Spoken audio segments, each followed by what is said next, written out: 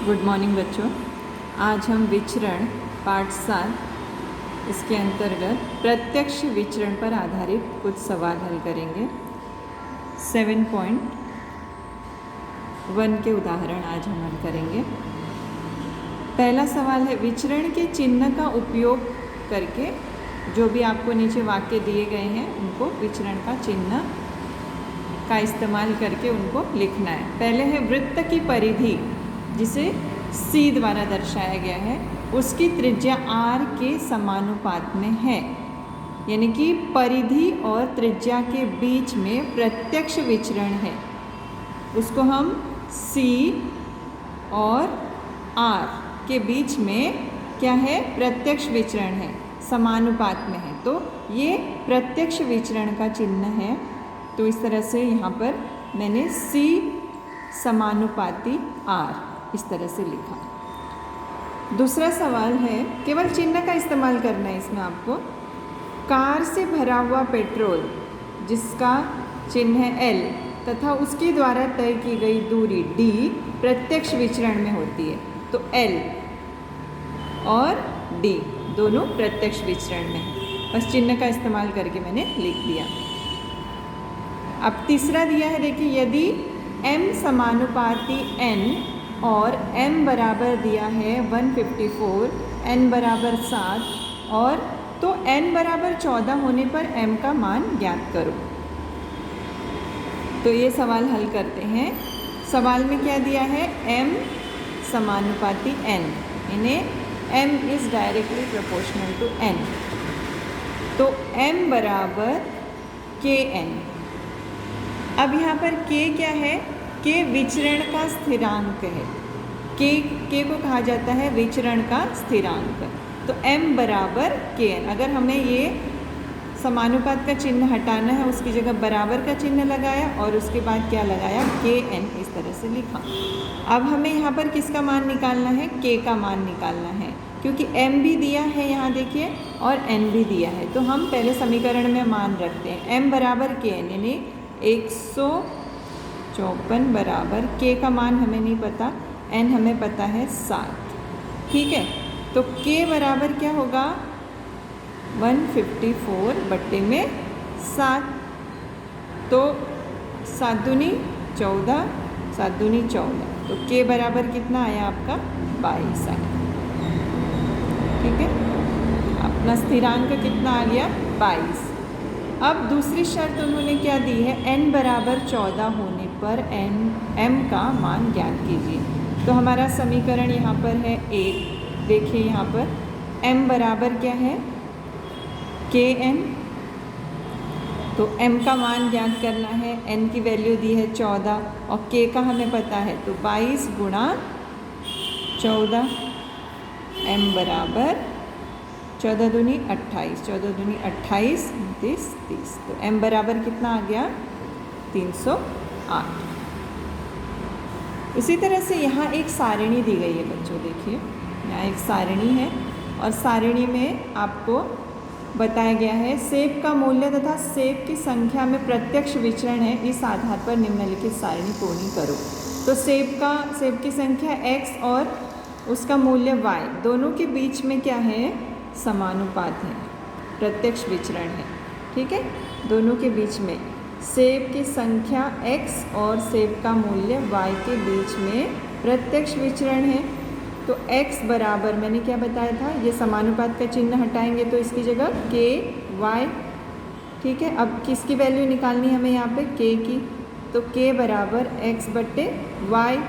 ठीक है, अब x आपका है कितना, यहाँ देखिए x बराबर है 1 और y बराबर कितना है, 8 यहाँ दिया है। तो यहाँ मान डालिए, k बराबर 1 बट्टे 8। तो यहाँ आपकी k की वैल्यू निकल जाती है। ठीक है, अब k की वैल्यू निकल जाती है। अब यहाँ पर दिया गया है, ये वैल्यू निकालनी है आपको। ठीक है, तो ये वैल्यू निकालनी है। तो समीकरण आपके पास क्या है, x बराबर ky। ठीक है, ये समीकरण है आपके पास। तो यहाँ पर ये x की वैल्यू हमें निकालनी है, x x कुछ भी नहीं दिया है तो x की वैल्यू निकालनी है। तो x बराबर k कितना है 1/8 अभी आपने निकाला, और y यहाँ पर देखिए y कितना दिया है 56, तो y की जगह हम कितना लिखेंगे 56। 8 एकम 8, 8 सत्ती 56, तो x बराबर कितना आएगा 7 एकम 7, यानी कि x बराबर कितना आया आपका 7, यानी हम यहाँ पर क्या लिख सकते हैं 7 लिख सकते हैं। अब यहाँ पर भी देखिए ये वाला भी हम इसी तरह से निकाल सकते हैं। यहाँ पर हमारे पास समीकरण क्या है, ये समीकरण है हमारा, ठीक है, ये समीकरण है। इसी समीकरण पर मान डालकर आपको निकालना है सारा। तो x बराबर KY, अब यहाँ पर देखिए x दिया है 12, जो दिया है वहाँ मान डालिए। x बराबर 12, k आपका है 1/8, और y की वैल्यू हमको निकालनी है। तो ये जो 8 है इधर चला जाएगा, तो कितना हो जाएगा 12 गुणा 8 बराबर 1 गुणा y, तो कितना हो जाएगा 12 8 96 बराबर y, यानी y बराबर, या ऐसे भी लिख सकते हैं y बराबर 96। ये आपका आ गया यहाँ पर y की वैल्यू। अब तीसरा भी देखिए, यहीं पर करती हूँ मैं, समीकरण यही लेना है हमको, सभी में समीकरण यही है हमारा। तो x बराबर KY, तो x बराबर नहीं पता, k की वैल्यू हमें पता है 1/8 हमने पहले ही निकाल दी, यहाँ पे देखिए, और y है 160, तो 8 एकम 8, 8 दूनी 16, तो x बराबर कितना आ गया यहाँ 20 आ गया। तो ये 20 जो है हम यहाँ पे लिख देंगे। तो ये सारणी हमने इस तरह से पूरी की, समीकरण में सूत्र में मान डाल के समीकरण का इस्तेमाल करके हमने ये सारणी इस तरह से हल की। उसके बाद अगला सवाल भी इसी तरह से है, सारणी वाला ही है। देखिए n के प्रत्यक्ष विचरण में है, n m के प्रत्यक्ष विचरण में है, तो दी गई सारणी पूर्ण करो। n m के, तो यहाँ n और m दोनों समानुपात में हैं, तो n बराबर km, ठीक है, समानुपात का चिन्ह हटाएंगे तो k लगाएंगे। उसके बाद जो सूत्र में मान दिया है आपका वो लिखिए, ये m है और ये n है। तो यहाँ पहले n बराबर, यानी कि n कितना है 12 बराबर k नहीं पता, और m की वैल्यू कितनी है 3 है यहाँ देखिए। तो k बराबर कितना हो जाएगा 12/3, 3 चौक 12, k बराबर आपका आ गया 4, स्थिरांक का आपका कितना आ गया 4 आ गया। तो आप अब सूत्र में मान डाल के आगे के मान जो यहाँ पे हैं वो निकाल सकते हैं। अब यहाँ ये वाला सूत्र हमेशा याद रखना है, इसी का उपयोग करना है हमको हमेशा, n बराबर km, ठीक है, ये है हमारे पास। तो यहाँ n बराबर, n हम n की वैल्यू दी है नहीं दी है, तो n बराबर k की वैल्यू 4 है और m की वैल्यू 6.5 है देखिए। तो कितना आएगा n बराबर, गुणा कर दीजिए, 4 पंचे 20, 4 छः 24, 25, 26, यानी कि n बराबर कितना आ गया 26। उसी तरह से यहाँ दूसरा भी दिया है, यहाँ पर करती हूँ मैंने आपको क्या बताया कि ये वाला जो समीकरण है वो हमेशा ध्यान रखना है, n बराबर km, ठीक है। तो यहाँ पर m की वैल्यू नहीं दी है, n की वैल्यू 2.8 है, ठीक है। तो n की वैल्यू 2.8 है, तो यहाँ पे 28 है, तो 28 बराबर k की वैल्यू हमारे पास है 4, m की वैल्यू नहीं पता, तो m बराबर कितना हो जाएगा 28/4, तो 4/28 करके देखिए, 4 छः 24, 4 पंचे 20, यानी कि m बराबर कितना आ गया 6.5। m बराबर यहाँ 6.5 आया। उसके बाद फिर से उसी सूत्र का इस्तेमाल करेंगे हम। सूत्र हमेशा लिखना है n बराबर km। यहाँ पर देखिए n की वैल्यू नहीं है तो n बराबर k है हमारे पास 4, m बराबर 1.25। आप यहाँ गुणा करिए 1.25 गुणा 4, 4 पंचे 20, 4 दूनी 8, 9 10, 4 एकम 4 और 1 5, तो n बराबर कितना हो गया 5।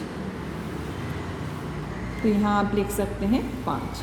तो इस तरह से ये सारणी भी हमने इस सूत्र का इस्तेमाल करके पूरी कर दी। अब यहाँ एक सवाल दिया है, देखिए यहाँ y x से वर्गमूल के प्रत्यक्ष विचरण में बदलता है जब x बराबर 16 तब y बराबर 24, तो विचरण का अचरांक ज्ञात कीजिए तथा विचरण का समीकरण ज्ञात कीजिए। तो y x से वर्गमूल में, यानी कि y समानुपाती है x के वर्गमूल के, ऐसा बताया है।